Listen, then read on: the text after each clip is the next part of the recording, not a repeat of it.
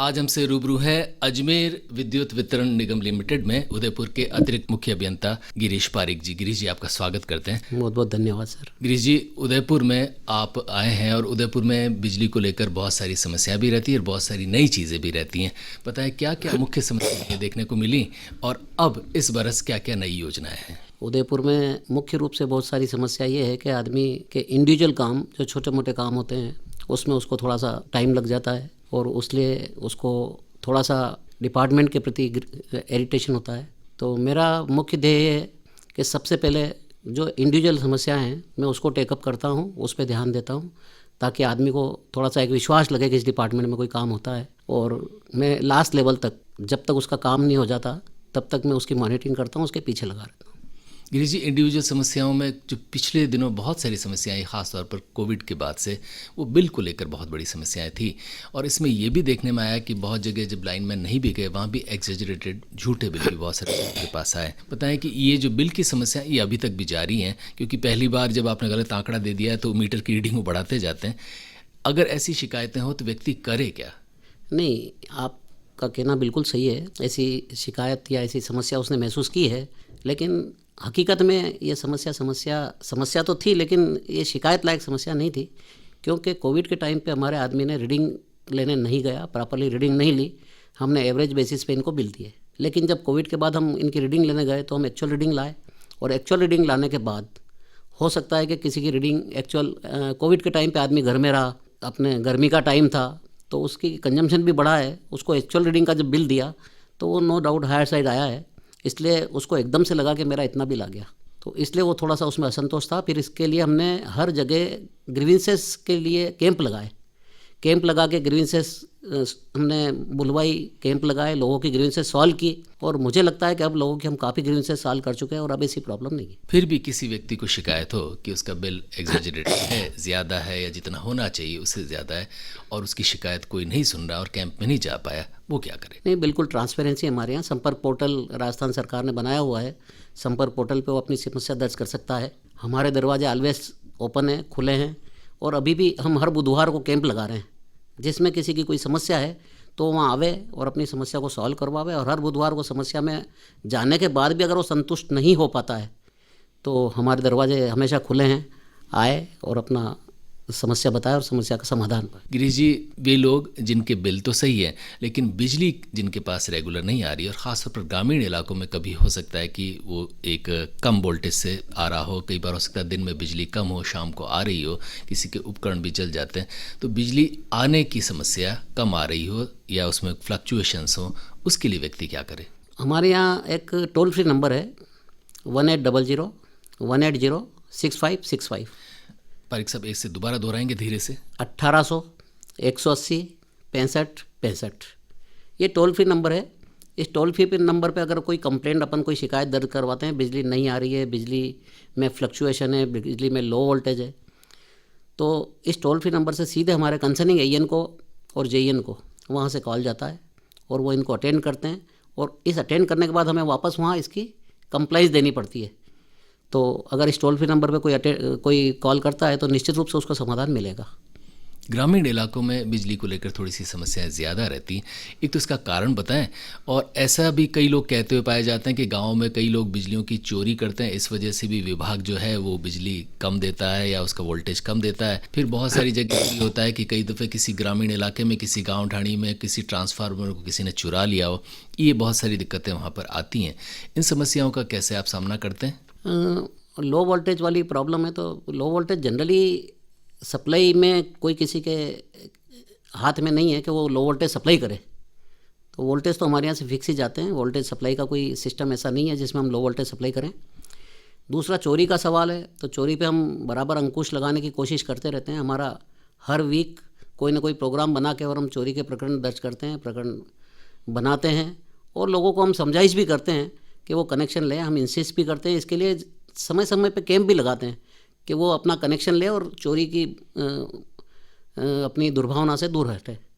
और इसमें हमें काफ़ी हद तक सफलता भी मिली है। जो पिछले 3-4 साल में हम देखें तो हमारे लास्ट दिन पे दिन कम हुए, तो लोगों में कुछ जागरूकता आई है। जहाँ तक डिस्टर्बेंस का सवाल है, तो डिस्टर्बेंस ग्रामीण एरिया में क्या है कि कम्युनिकेशन गैप होता है थोड़ा हमारे स्टाफ की कमी एक उसका कारण है, लेकिन फिर भी एवरेज अगर हम देखें तो हम 20 से 22 घंटे ग्रामीण एरिया में भी अनवरत विद्युत सप्लाई कर रहे हैं। तो 2-3 घंटा अगर बिजली सप्लाई में कहीं व्यवधान आता है, जो भी किसी काम की वजह से हो सकता है या व्यवधान हो सकता है, तो उनको हम टाइमली, जैसे ही हमें इंटीमेशन होती है, हम तुरंत इनको अटेंड करते हैं।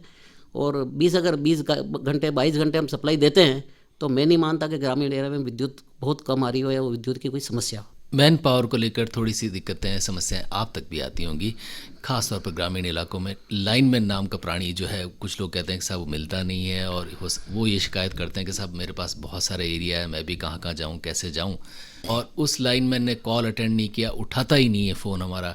ये शिकायतें लाइनमैन को लेकर बहुत रहती हैं। तो ये लाइनमैन या तो बढ़ सकें, या वो लाइनमैन कम से कम फ़ोन उठा सके, ऐसा कुछ हो सकता है।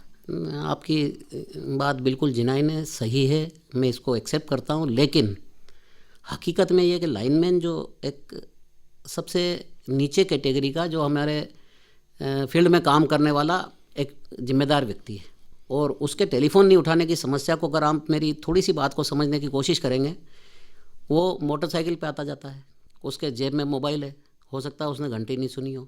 ग्रामीण एरिया में जितनी समस्याएं हैं, वो पोल पे चढ़ के काम कर रहा है, आदमी की उम्मीद होती है कि उसका टेलीफोन उठावे, लेकिन उसकी काम प्रायोरिटी होती है, उस पीरियड में वो काम टेलीफोन नहीं उठा पाता है।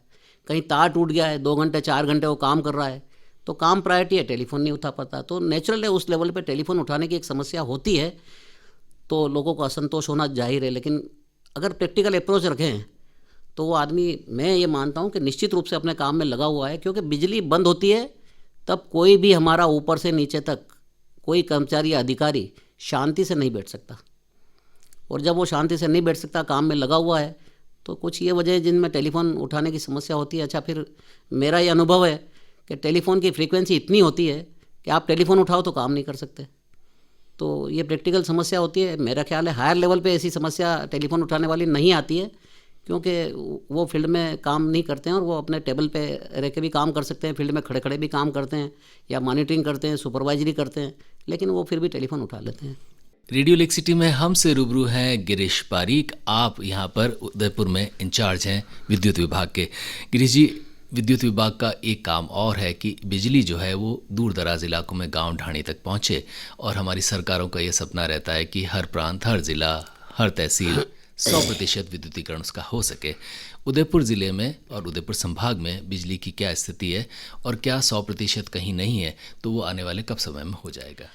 उदयपुर ज़िले में लगभग हर गांव में बिजली पहुंच चुकी है। कुछ ढाणियाँ ऐसी हो सकती है जिनमें बिजली नहीं पहुंची हो, क्योंकि कई बार नई नई ढाणियाँ बस जाती है, लोग एक जगह से दूसरी जगह शिफ्ट होते हैं, तो वो नई ढाणियाँ जो बची वहाँ बिजली नहीं पहुंची होगी। अभी सरकार के दीनदयाल उपाध्याय ग्राम ज्योति योजना, सौभाग्य योजना, इसके तहत हमने हर घर में बिजली के कनेक्शन दिए हैं। तो हमारा ये मानना है कि 99% या 98% लोगों के घरों में भी बिजली के कनेक्शन पहुंच चुके हैं, लेकिन फिर भी कुछ लोग इधर से उधर शिफ्ट हो जाते हैं, नई ढाणी बस जाती है, उनमें अगर कनेक्शन बाकी है तो भी हमारी योजना आज भी बड़ी स्पष्ट है, और कोई भी आके अगर अप्लाई करता है तो हम तुरंत उसको कनेक्शन देने की स्थिति में हैं। इवन मैं आपको ये कहूँ कि मार्च 21 तक अगर कोई भी आदमी हमारे यहाँ अप्लाई करता है तो हम उसको निश्चित रूप से कनेक्शन दे देंगे, जिसमें हम BPL से कोई चार्जेस नहीं लेते हैं, और APL से भी नॉमिनल चार्जेस लेते हैं। तो मेरे हिसाब से 98% से भी ज़्यादा लोगों के घरों में बिजली पहुंच चुकी है। हमारा टारगेट है मार्च 21 तक 100% घरों को बिजली पहुंचाना, बशर्त कि जिसके यहाँ बिजली नहीं हो वो आगे आए और हम पे एप्लीकेशन दे। ग्रामीण इलाकों में बहुत सारे लोगों को, खासतौर पर गरीब तबकों की शिकायतें रहती है कि एक तो वो कनेक्शन कैसे लें, और ले तो उनके पास बिजली का बिल भरने का शायद पैसा नहीं होता। तो ऐसी कुछ वैकल्पिक व्यवस्था हो सकती है कि इनके बिल माफ़ हो जाए, या इन्हें निःशुल्क बिजली उपलब्ध कराई? अभी हमने कुछ फॉरेस्ट एरिया है, या तो फॉरेस्ट एरिया या हमारे जो सिस्टम से कुछ दूरी पे हैं 2-2, 3-3 किलोमीटर, इनमें हमने सोलर सिस्टम से बिजली दी है। लेकिन मेरा जो अनुभव है कि वो सोलर सिस्टम से जहाँ जहाँ हमने बिजली दी है, साल 2 साल 3 साल, या बैटरी ख़राब होना, बैटरी वीक होना, उस केस में जो निःशुल्क वाली बात है तो सोलर सिस्टम से निःशुल्क है, नो डाउट, लेकिन उस केस में उसको समस्या आती है, और वो भी हमारे बिजली के तंत्र से जुड़ना चाहता है। तो आज की तारीख में मैं आपसे केवल ये निवेदन कर सकता हूँ कि निःशुल्क वाली योजना केवल सोलर सिस्टम के थ्रू ही हो सकती है। जबकि विद्युत तंत्र से अगर कोई बिजली दी है तो उसका तो बिल देना रहेगा। गिरीश जी, नया कनेक्शन, ख़ास तौर पर शहरों में भी कोई व्यक्ति नया कनेक्शन लेना चाहे तो हो सकता है उसको आसानी से मिल जाए, और गांव में भी कई लोगों को कनेक्शंस की ज़रूरत पड़ती है। नए कनेक्शंस तो आए दिन लोग मांगते हैं।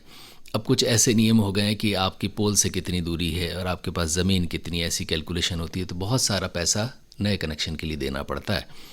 और यहाँ पर ऐसी शिकायतें आपके पास भी आती होगी जहाँ पर किसी अभियंता ने डायरेक्टली इनडायरेक्टली या किसी बीच वाले आदमी ने पैसे भी मांगे हो कनेक्शन के। बताएं कि कनेक्शन के लेवल पर भ्रष्टाचार ना हो और कनेक्शन की कीमतें जायज़ हो सकें, ऐसी कोई योजना आपके मन में है? मैंने अभी आपसे निवेदन किया था कि बीपीएल श्रेणी को हम निःशुल्क कनेक्शन दे रहे हैं। एपीएल जो श्रेणी के लोग हैं इनको हम बिल्कुल मिनिमम चार्जेस पे कनेक्शन दे रहे हैं। तो इस समय जो योजना है इसमें कोई पोल चार्जेस या ज़्यादा पोल लगने से ज़्यादा पैसा आता हो, ऐसी कोई योजनाएं नहीं है। तो इसलिए हमारा कनेक्शन देने का सिस्टम जो है बड़ा फ्लेक्सिबल और बिल्कुल ईजी है। जहाँ तक करप्शन वाली बात है, भ्रष्टाचार वाली बात है, तो निश्चित रूप से मैं आपसे कहना चाहूँगा कि अगर कोई व्यक्ति किसी भी स्तर पर करप्शन से त्रस्त हो और हमारे उच्च अधिकारी को इसकी सूचना देता है तो मैं आपको विश्वास दिला सकता हूँ कि वो आदमी कभी परेशान नहीं होगा। और हमारा यह हमेशा उद्देश्य रहा है कि किसी भी आदमी की ऐसी शिकायत, वैसे जनरली मेरे पास ऐसी शिकायत कभी आई नहीं है, लेकिन आती है तो हम उसको पर्सनली मॉनिटर करके टॉप प्रायोरिटी पर उसका काम कराते हैं। तो मेरा तो आपसे आखिरी में फिर यही निवेदन रहेगा कि ऐसे त्रस्त लोग किसी भी माध्यम से हमारे उस करप्शन करने वाले अधिकारी से ऊपर वाले लेवल पे किसी भी माध्यम से अगर वो संपर्क करता है तो वो करप्शन का शिकार नहीं होगा और उसका काम टाइम से होगा, ये मैं विश्वास दिला सकता हूँ। ये रेडियो लेक सिटी है और हमसे रूबरू हैं गिरीश पारिक जी। आप यहाँ पर विद्युत विभाग के इंचार्ज हैं। गिरीश जी, बहुत सारी बातें हमने की, लोगों की शिकायतें, लोगों की अपेक्षाएं, ये बातें तो की, लेकिन बिजली विभाग को भी आम आदमी से, कंज्यूमर से, जो कंज्यूमर नहीं भी, उससे बहुत सारी अपेक्षाएं होती हैं। थोड़ा सा बताएं कि आम आदमी से, निवासियों से आप क्या क्या उम्मीदें करते हैं, वो ज़रूर करें। हमारा आम आदमी से यही अपेक्षा है कि एक तो बिजली की चोरी, जो एक सबसे बड़ा राजस्थान में कारण है, वो ना हो। बिजली की चोरी ना तो स्वयं करे, ना किसी दूसरे को करने दे। अगर ये एक मानसिकता हम पैदा कर लेंगे तो हमारा सिस्टम अपने आप में हेल्दी हो जाएगा। दूसरा मेरा ये आपसे, आपके माध्यम से आग्रह है कि बिजली में हमेशा एक तकनीकी सिस्टम है, व्यवधान की संभावना रहती है, समस्याएं आती है। उस केस में उस समस्या को समझते हुए अगर वो हमें अपना सहयोग प्रदान करेगा तो हो सकता है उस व्यवधान को हम और जल्दी दूर कर पाएंगे और उसके सहयोग से हम सिस्टम को अपना और हेल्दी बना पाएंगे। जाते जाते लेक सिटी के तमाम लोगों को क्या कहेंगे? लेक सिटी के तमाम लोगों को यहाँ के बहुत अच्छे एटमॉस्फेयर के लिए, बहुत अच्छे व्यवहार के लिए और यहाँ एक पॉजिटिविटी जो लोगों में देखता हूँ उसके लिए मैं बहुत बहुत धन्यवाद देना चाहूँगा कि यहाँ के लोग काफ़ी अच्छे हैं और पॉजिटिव हैं। मैं पुनः इनको धन्यवाद देना चाहूँगा। गिरीश पारिक जी, आपका हृदय से आभार।